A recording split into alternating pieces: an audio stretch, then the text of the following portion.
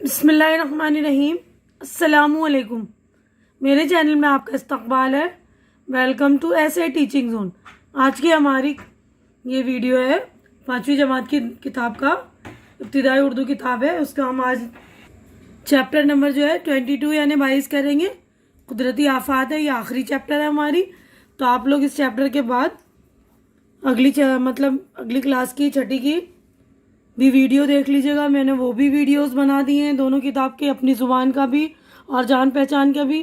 तो आप छठी में जाएंगे तो वो भी वीडियो आप मेरी देखेंगे। तो इस वाले सबक का हमने रीडिंग वाला वीडियो बना दिया था कि कुदरती आफात कौन कौन सी होती है। कि जब बारिश ज़्यादा होती है तो बाढ़ आ जाता है, और बारिश की कमी की वजह से सूखा आ जाता है। उससे भी बहुत से इंसान भूख प्यास से मरने लगते हैं, फसलें तबाह बर्बाद हो जाती है ना। और जब बारिश आती है, हद से ज़्यादा बारिश होती है, तो उससे जो गांव में और नदी में जो है सैलाब आ जाता है, उसे बाढ़ कहते हैं।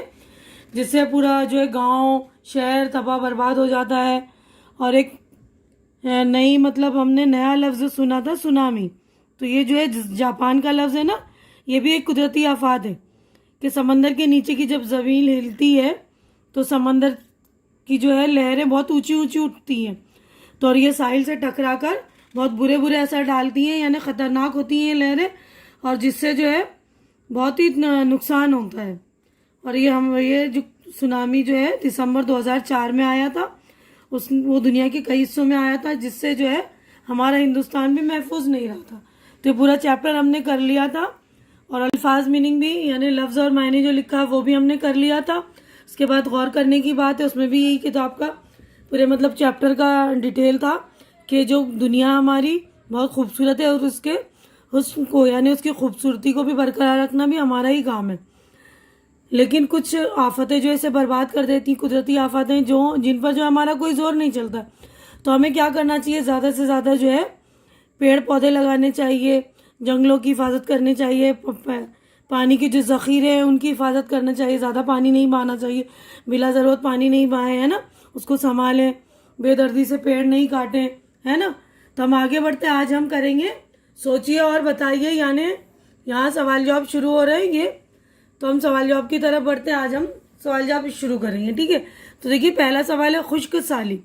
तो खुश्क साली मैंने आपको समझा दिया था कि खुश्क साली सूखे को कहते हैं। जो बारिश नहीं होती ना, ज़मीन पर सूखा पड़ता है, तो उसको बोलते हैं खुश्क साली में ज़मीन कैसी हो जाती है। तो जवाब हम देखेंगे। मैंने जवाबात भी आप लोगों के लिए लिख दिए आपकी सहूलत के लिए। तो देखिए मैंने आपकी सहूलत के लिए जवाबात भी लिख दिए हैं ताकि आपको आसानी हो, है ना। तो देखिए पहला जवाब है खुश्क साली में ज़मीन की ऊपरी परत में दरारें पड़ जाती हैं, ज़मीन खुश्क और खेतियां बर्बाद हो जाती हैं। अब दूसरा सवाल है जंगलात के कटने के क्या नुकसानात हैं। जंगलात को काटने की वजह से बारिश में कमी होती जाती है, जिससे फसल को मुनासिब पानी नहीं मिल पाता, फसलें ख़राब हो जाती है। बारिश की ज़्यादती से क्या नुकसानात हैं। बारिश की ज़्यादती से नुकसानात होते हैं क्योंकि इसकी वजह से सैलाब आते हैं और गांव के गांव डूब जाते हैं, लोगों के घरों में पानी भर जाता है, मवेशी यानी कि जानवर बह जाते हैं, हर तरफ तबाही व बर्बादी नज़र आती है। अब अगला क्वेश्चन हमारा चौथा, जलजले किस वजह से आते हैं।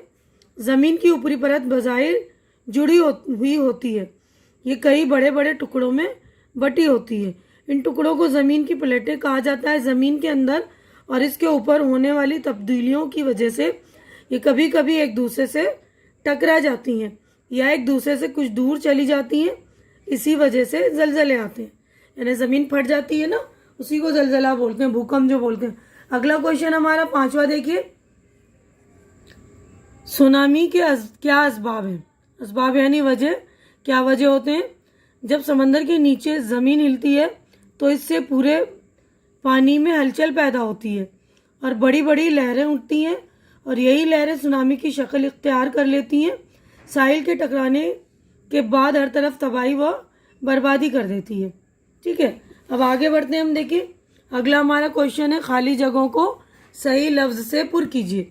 तो ये खाली जगहों को हमें पुर करना है सही लफ्ज़ से। तो ये देखिए मैंने भर दी है खाली जगह, यानी फिल इन द ब्लैंक्स है। तो आप लोग अच्छी तरह से देख लेंगे। मैं आप लोगों की सहूलत के लिए भर रही हूँ ताकि आपको कोई परेशानी ना हो। तो जो लोग मेरे चैनल पे नए हैं, जो पहली बार मेरे चैनल पे विजिट करना है, तो मेरी पुरानी वीडियोस भी देखिए आप लोगों की। इस क्लास की मैंने सबक नंबर 1 से बनाई है, आखिरी हमारा चैप्टर है। तो आगे भी मैंने छठी क्लास की भी वीडियोस बनाई है, छठी, 7वीं, 8वीं, 9वीं, 10वीं की, तो वो भी वीडियोस आप मेरी जाकर देखिए, मेरे प्लेलिस्ट में है ना। तो देखिए खाली जगह है। इस खूबसूरती की देखभाल करने और इसे बाकी रखने की जिम्मेदारी इंसान की है। खुश्क साली से जो बारिश की कमी की वजह से आती है उसको कहत कहते हैं, भी कहते हैं। इंसान और जानवर सब भूख और प्यास से मरने लगते हैं। ज़मीन की ऊपरी तह में पथरीली और सख्त चट्टानें होती हैं। सुनामी जापानी ज़बान का लफ्ज़ है। तो यहाँ पर एक नुक्ता है, ये ज़बान का लफ्ज़ है। सुनामी ने दुनिया के कई हिस्सों में कहर बर्पा किया था। अब नीचे देखिए, आगे हमारा सवालात है।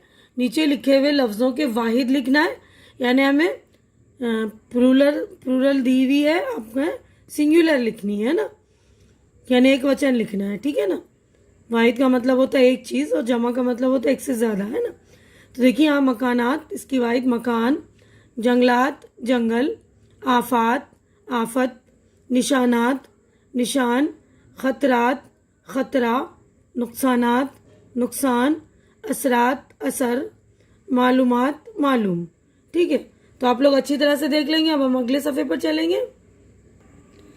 तो देखिए अगला हमारा क्वेश्चन है, इन लफ्ज़ों को जुमलों में इस्तेमाल कीजिए। तो इसके जुमले बनाने ये लफ्ज़ दिए हुए, ये भी मैंने आप लोगों की सहूलत के लिए बना दी, आप देख लेंगे। तो देखिए पहला लफ्ज़ है जलजला। जलजले के आने से बहुत सी जिंदगियां बर्बाद हो जाती हैं। सैलाब, सैलाब आने से गांव के गांव तबाह हो जाते हैं। सुनामी, 2004 में सुनामी ने दुनिया के कई हिस्सों को तबाह बर्बाद कर दिया। खजाना, दुनिया का सबसे कीमती खजाना इल्म है। क़यामत, किसी ईमानदार शख्स की बेइज्जती उसके लिए किसी क़यामत से कम नहीं। ठीक है, तो अच्छे से आप लोग सेंटेंस यानी जुमले देख लीजिएगा और अच्छे से लिख लेंगे आप लोग। अब आगे बढ़ते हैं हम। देखिए अगला क्वेश्चन है हमारा, गमले में दिए हुए अल्फाज को इनके मुतल्लका खाने में लिखिए। तो ये खाने दिए हुए सिफत है, ये इस्म है और ये ज़मीर। तो हमें जो ये गमले बने हुए इनमें से ही लफ्ज़ों को छांट कर सिफत भी लिखना है, इस्म और ज़मीर लिखनी। तो सिफत का मतलब होता है तारीफ़, किसी भी इस्म की अच्छाई या बुराई को सिफत कहते हैं, और इस्म किसी भी शख्स, जगह या चीज़ का नाम, और ज़मीर इस्म की जगह आने वाले लफ्ज़ों को हम ज़मीर कहते हैं। ठीक है ना। तो अब इसको मैंने छांट दिया, देख लेंगे आप।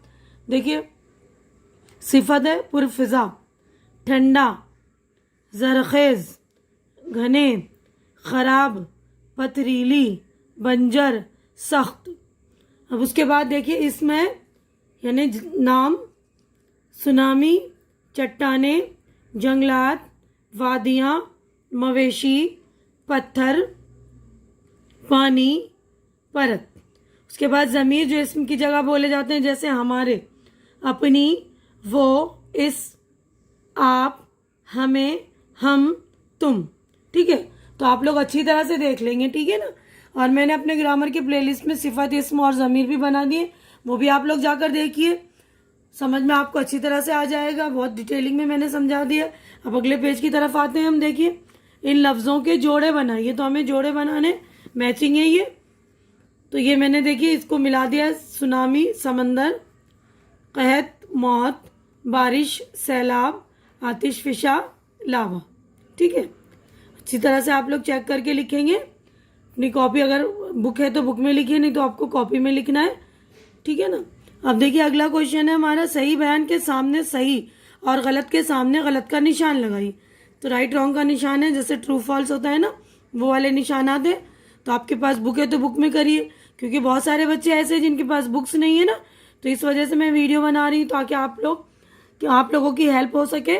तो आप लोग उन बच्चों तक भी मेरी वीडियो पहुँचाइए, शेयर कीजिए, ताकि उन बच्चों की भी हेल्प हो सके, आपके जो फ्रेंड्स वगैरह हैं। और मेरे चैनल को भी सब्सक्राइब कर लिया कीजिए और मेरी वीडियो पूरी देखिए। 5वीं की ये आखिरी चैप्टर है ना, 5वीं क्लास का, तो इसके बाद आप 6ठी क्लास का भी देखिएगा, वो वीडियो मैंने ऑलरेडी बना दिया है दोनों किताब की। जैसे अपनी ज़ुबान और जान पहचान 2 किताबें चल रही हैं 6ठी क्लास की, तो दोनों किताबों की मैंने बना दी है वीडियो। तो आप लोग प्लीज़ जाके मेरे प्लेलिस्ट में चेक कर लेंगे। तो पहला सवाल है, देखिए, पानी की कमी की जिम्मेदारी बड़ी हद तक इंसानों पर है, सही। खुश्क साली बारिश की कमी की वजह से नहीं आती, गलत। ज़मीन के अंदर पिघला हुआ मादा मौजूद है, सही। सुनामी अंग्रेजी ज़बान का लफ्ज़ है, गलत। जापानी ज़बान का लफ्ज़ है नहीं। सुनामी के कहर से हमारा मुल्क महफूज रहा, गलत। हमारे मुल्क भी इसके कहर से महफूज नहीं था ना। अब अगला देखिए, अमली काम है, प्रैक्टिकल वर्क। दरख्तों के फ़ायदों पर 5 जुमले लिखिए। तो दरख्तों के फ़ायदे पर 5 जुमले देखिए मैंने लिख दिए आप लोगों की सहूलत के लिए, तो ये देख लीजिए आप। पहला देखिए, दरख्तों से हम लकड़ी हासिल करते हैं जो फर्नीचर बनाने के काम आती हैं। दरख्त सैलाब वगैरह से हमारी हिफाजत करते हैं। दरख्त से हमें ताज़ा हवा मिलती है। पेड़ पौधों से हमें ग़िज़ाई अशिया भी हासिल होती है, जैसे फल फ्रूट्स वगैरह है ना, वेजिटेबल्स वगैरह है ना, सब सारी चीज़ें खाने की जो है ग़िज़ाई अशिया जो हमें पेड़ पौधों से मिलती है। पेड़ पौधों से माहौल में तवाज़ुन बरकरार रहता है, यानी जो माहौल का तवाज़ुन बैलेंस, यानी हमारी हवा में जो ऑक्सीजन का मकदार और कार्बन डाइऑक्साइड का मकदार जो बराबर रहता है। ज़्यादा पेड़ पौधे रहेंगे तो पेड़ जो है कार्बन डाइऑक्साइड अपने अंदर ले लेते हैं ना, बदले में वो हमें ऑक्सीजन देते हैं। तो इस तरह जो है माहौल का तवाज़ुन जो है बैलेंस बरकरार रहता है। अब अगले पेज पर हम चलेंगे। तो देखिए हमारा आखिरी क्वेश्चन है, बुलंद आवाज़ से पढ़िए और खुशखत लिखिए। ये आप सारे अल्फाज इनको बुलंद आवाज़ से पढ़ना है, यानी ऊंची आवाज़ से, और इसकी खुशखत करनी है। तो बार बार मैंने आप लोगों को समझा दिया है, खुशखत का मतलब होता है अच्छी लिखाई यानी अच्छी राइटिंग। तो आप लोग ये अल्फाज जो है अच्छी राइटिंग में लिख लेंगे। बुक है तो बुक में लिखिए, नहीं तो कॉपीज़ में प्रैक्टिस कीजिए। तो देखिए मैं अल्फाज पढ़ रही हूँ, आप लोग अच्छी तरह से देखेंगे। पहला लफ्ज़ है देखिए, जंगलात, आतिश फिशां, कहत, नुकसान, पथरीली। तो अच्छी तरह से आप लोग पढ़ लेंगे और खुशखत भी कर लेंगे। तो यहीं पर मैं अपनी वीडियो कंप्लीट करती हूँ। हमारा ये जो है 5वीं किताब का जो इब्तिदाई उर्दू की किताब है, 5वीं किताब, तो ये वाली किताब का जो ये आखिरी चैप्टर था। तो यहीं पर मैं अपनी वीडियो कंप्लीट करती हूँ। आप लोग 6ठी क्लास का भी चैप्टर्स मैंने ऑलरेडी बना दिए, वो देख लेंगे। उम्मीद है कि मेरी वीडियोस आप लोगों को अच्छी लग रही होगी। अच्छी लग रही तो इसे शेयर कीजिए ज़्यादा से ज़्यादा और लाइक कीजिए। मेरे चैनल को सब्सक्राइब करके मेरी हौसला अफजाई कीजिए। हमारी अगली मुलाकात अगली वीडियो में होगी। तब तक के लिए आप लोग अपना ख्याल रखिए, मुझे दुआओं में याद रखिए। अल्लाह हाफिज़।